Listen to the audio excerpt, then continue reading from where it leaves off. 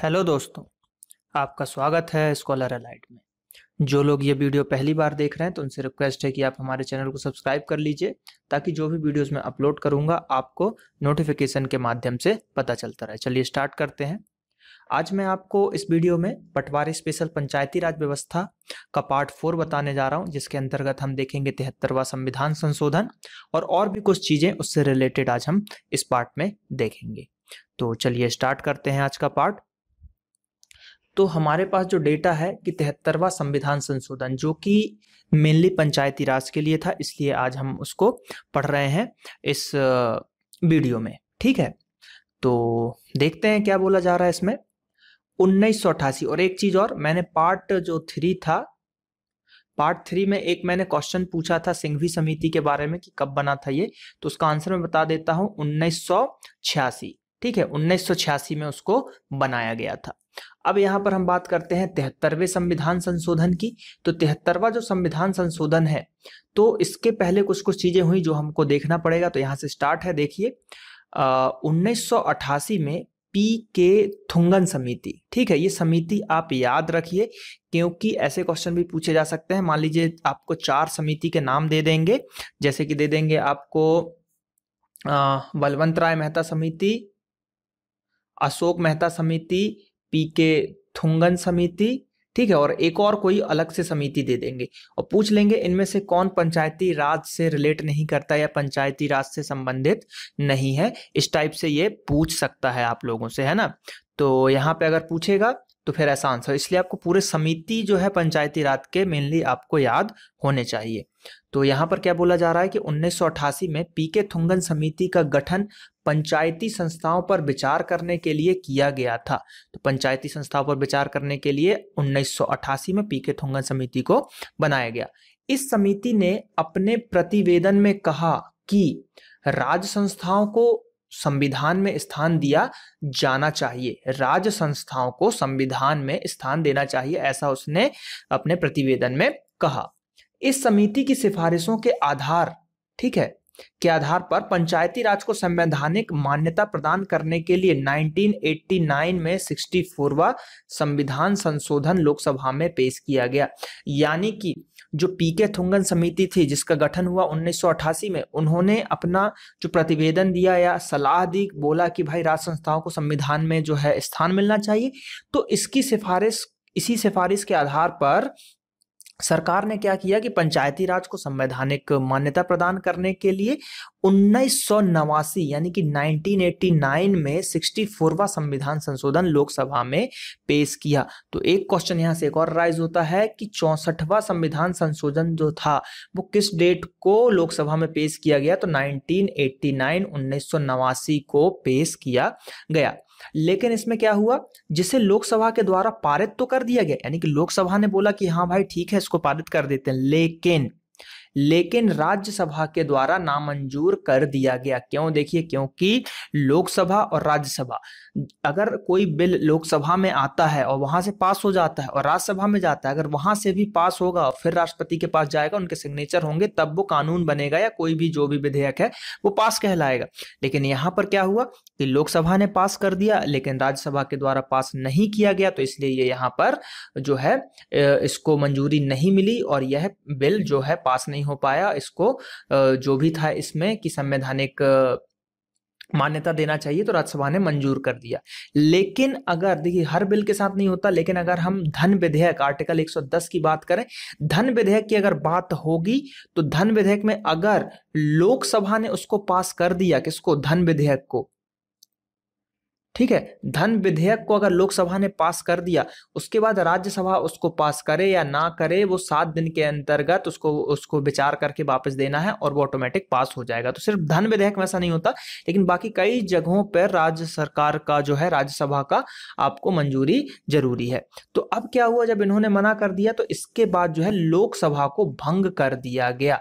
और राज्यसभा कभी भंग नहीं होती, याद रखिएगा। क्वेश्चन और भी पूछा जाता है कि राज्यसभा क्या भंग होती है, तो कभी भंग नहीं होती। तो लोकसभा को भंग कर दिया गया के कारण यह विधेयक समाप्त कर दिया गया, यानी कि लोकसभा भंग हो गई तो यह विधेयक जो है समाप्त हो गया, यह पारित नहीं हो पाया। ठीक, चलिए कुछ और बात देखते हैं 73वां संविधान संशोधन की बात में क्या हो रहा है। इसके बाद अगर बात करें तो 16 दिसंबर 1991 को 72वां संविधान संशोधन विधेयक पेश किया गया। कब? 16 दिसंबर 1991 को 72वां विधेयक जो है पेश किया गया, जिसे संयुक्त संसदीय समिति या प्रवर समिति को सौंप दिया गया। तो क्वेश्चन ये पूछा जा सकता है कि जो 72वां संविधान संशोधन विधेयक था वो किसको सौंपा गया? तो वो सौंपा गया आपको प्रवर समिति या संयुक्त संसदीय समिति को सौंप दिया गया। इस समिति ने विधेयक पर अपनी सम्मति जुलाई 1992 में दी और विधेयक के क्रमांक को बदलकर 73वां संविधान संशोधन विधेयक कर दिया गया। यानी कि इस विधेयक को क्या किया गया कि जो समिति थी यानी कि प्रवर समिति थी, उसने इस समिति के विधेयक पर अपनी सम्मति जो है जुलाई 1992 में दी। और तो देखिए इसी कारण से कभी कभी आपको कई बुकों में मिलेगा 73वां संविधान संशोधन 1992 भी आपको कहीं जगह पे मिलेगा। तो इसका हम पूरा आपको बताते हैं कि क्यों ऐसा बोला जाता है और क्या डेट आपको एग्जाम में लगाना है। तो 73वां संविधान संशोधन का नाम 1992 में बदल के, मतलब 72वां का नाम बदल के 73वां संविधान संशोधन कर दिया गया। अब इसके करने के बाद क्या हुआ कि जिसे 22 दिसंबर 1992 को लोकसभा ने, ठीक है, तथा 23 दिसंबर 1992 को राज्यसभा ने पारित कर दिया। यानी कि 22 दिसंबर को लोकसभा में गया तो 1992 में पारित हो गया, 23 दिसंबर 1992 को राज्यसभा में पारित हो गया। अब क्या हुआ कि 17 राज्य विधानसभाओं के द्वारा अनुमोदित किए जाने पर इसे राष्ट्रपति की भी जो है सम्मति के लिए समक्ष पेश किया गया। यानी 17 राज्य विधानसभाओं ने इसको बोला कि हाँ ठीक है, तो इसलिए इसको सम्मति हो गई, यानी कि इन राज्यों ने सिग्नेचर कर दिए, तो राष्ट्रपति के पास इसको पेश किया गया। और राष्ट्रपति ने क्या किया कि 20 अप्रैल 1993 को इस पर अपनी सम्मति दे दी, यानी कि हाँ मंजूरी दे दी, और इसको 24 अप्रैल 1993 को प्रवर्तित यानी कि लागू कर दिया गया। तो इसमें देखिए क्या था कि मेनली जो था 72वां संविधान संशोधन 1992 में उसका नाम बदल दिया, प्रवर समिति के द्वारा 73वां कर दिया गया। और 22 दिसंबर क्वेश्चन अगर पूछा जाएगा लोकसभा में 73वां संविधान संशोधन कब पारित किया गया तो 1992 में, या राज्यसभा में कब पारित किया गया तो 1992 में। डेट याद रखना है 22 दिसंबर और 23 दिसंबर। लेकिन अगर पूछा जाएगा राष्ट्रपति की सहमति के बाद यह कब पारित हुआ, तो राष्ट्रपति की सहमति या सम्मति के बाद 24 अप्रैल 1993 को प्रवर्तित किया गया। तो इसलिए कहीं कहीं पे आपको 73वां संविधान संशोधन 1992 भी मिलेगा और 73वां संविधान संशोधन 1993 भी मिलेगा। लेकिन अगर पूछा जाए 73वां संविधान संशोधन कब पारित किया गया तो आपको 1993 आंसर लगाना है। तो आई थिंक ये आप सभी को क्लियर हो गया होगा। तो आगे बढ़ते हैं।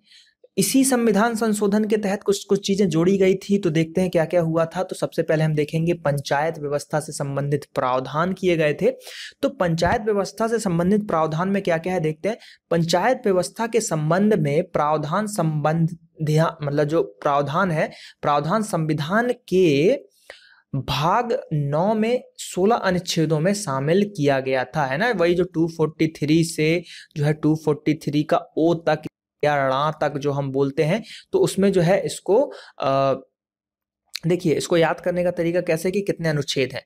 तो 243 से तो स्टार्ट है और उसके बाद ए से लेके ओ तक है। आपको ए का पता है कि 1 होता है और ओ का पता है आपको 15वां होता है। तो 1 से 15 ये 15 अनुच्छेद और एक 43 तो है ही, तो ये हो गया 16, यानी कि टोटल 16 अनुच्छेद है। और हिंदी में अगर बात करें तो ये आपका ऋणा तक है, ठीक है, ऋणा तक यहाँ पर माना जाएगा। तो भाग 9 में कौन से, भाग 9 में 16 अनुच्छेदों में शामिल किया गया है, जो इस प्रकार है। तो कुछ देखते हैं क्या क्या चीजें कही गई हैं। तो इसमें कहा गया है कि पंचायत व्यवस्था के अंतर्गत सबसे निचले स्तर पर ग्राम सभा होगी।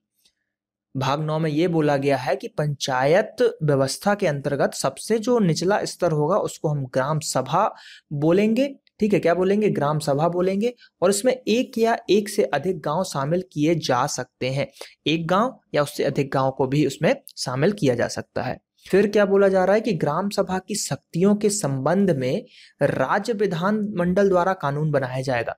यानी कि ग्राम सभा जो होगी, देखिए पंचायत में सबसे निचला स्तर हमने किसको बोला, ग्राम सभा को बोला। एक या एक से अधिक गांव भी रहेंगे।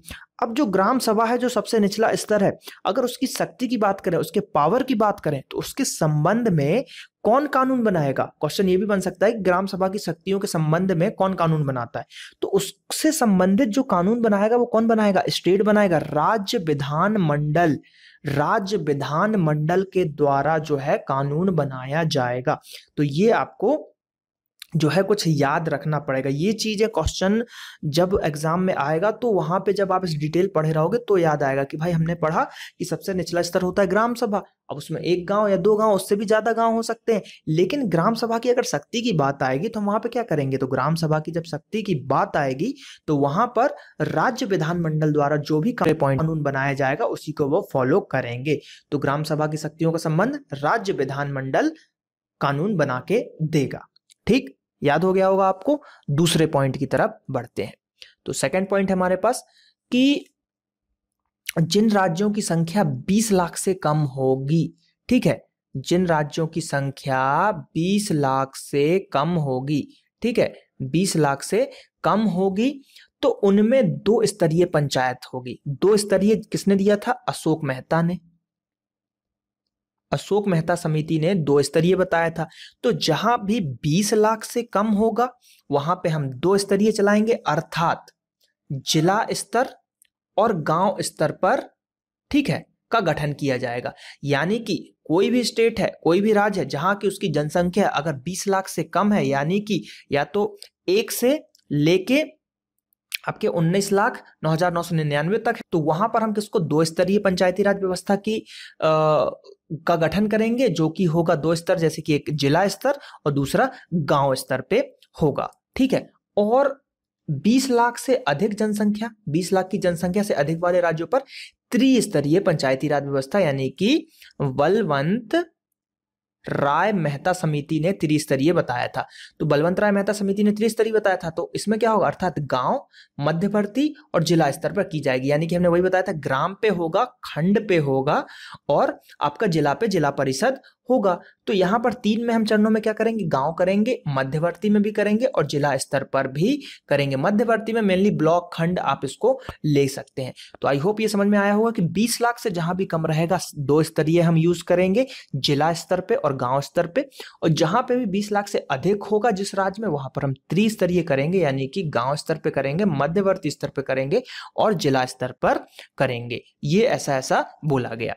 बात करते हैं अगले तीसरे पॉइंट की। तो तीसरे पॉइंट में है कि सभी स्तरों के पंचायतों के सभी सदस्यों का चुनाव वयस्क मतदाताओं द्वारा प्रत्येक 5वें वर्ष में किया जाएगा। तो कब किया जाएगा? देखिए यहां पर क्वेश्चन ये अराइज होगा कि सभी स्तर के पंचायतों में सभी सदस्य का चुनाव, जो चुनाव होगा कितने वर्ष में होगा?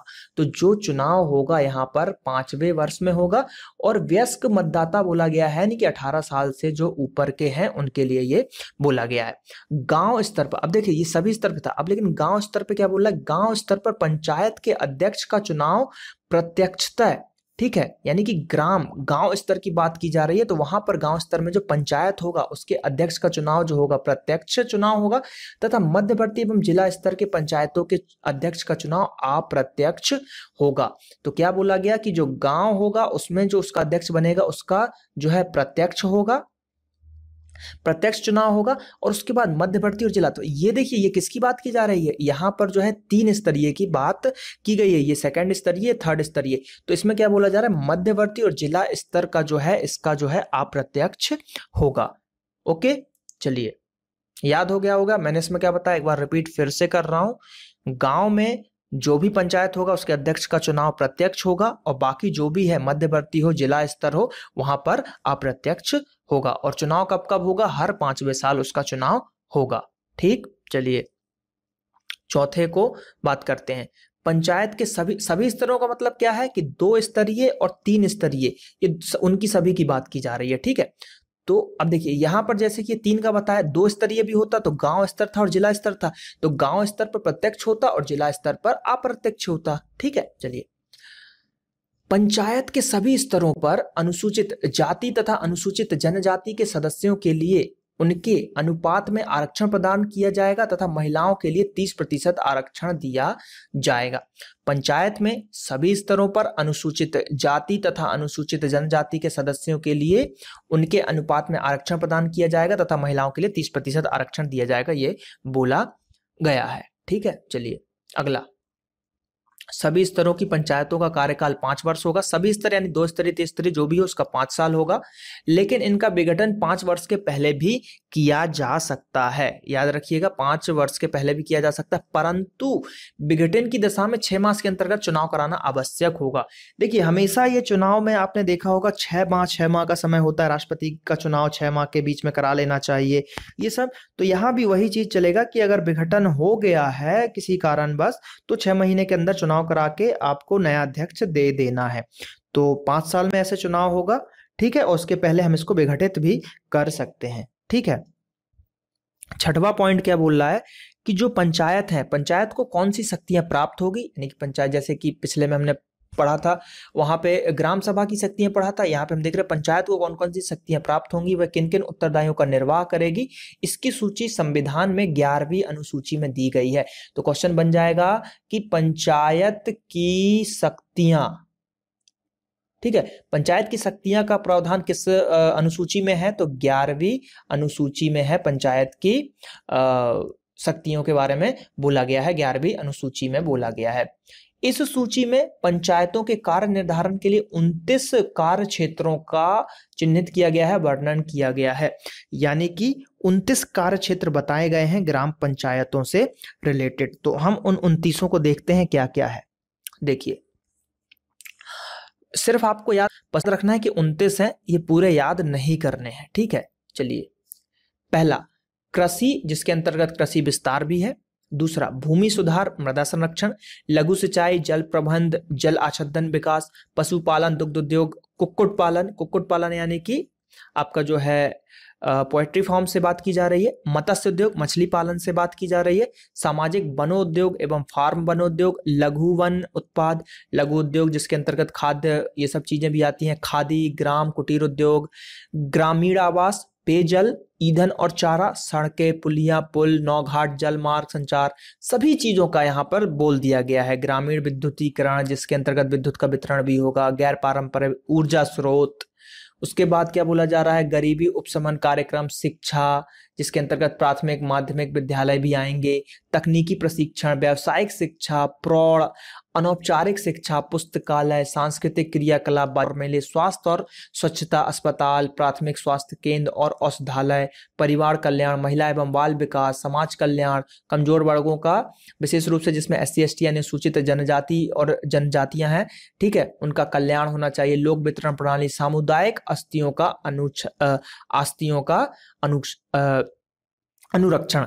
ठीक है, तो ये जो है एक बार बस पढ़ लीजिए, इसमें से क्वेश्चन नहीं आएगा कि कौन नहीं था, क्योंकि 29-30 बहुत होते हैं, इतने सारे याद नहीं रहते। मेनली बस ये याद रखना है कि पंचायत की जो शक्तियां या कार्य हैं वो 11वीं अनुसूची में आता है आपका, और कितने हैं तो 29 कार्यों का जो है वर्णन उसमें किया गया। बस ये डेटा याद रखना है कि 29 उसमें होते हैं। कितने होते हैं? 29 उसमें होते हैं।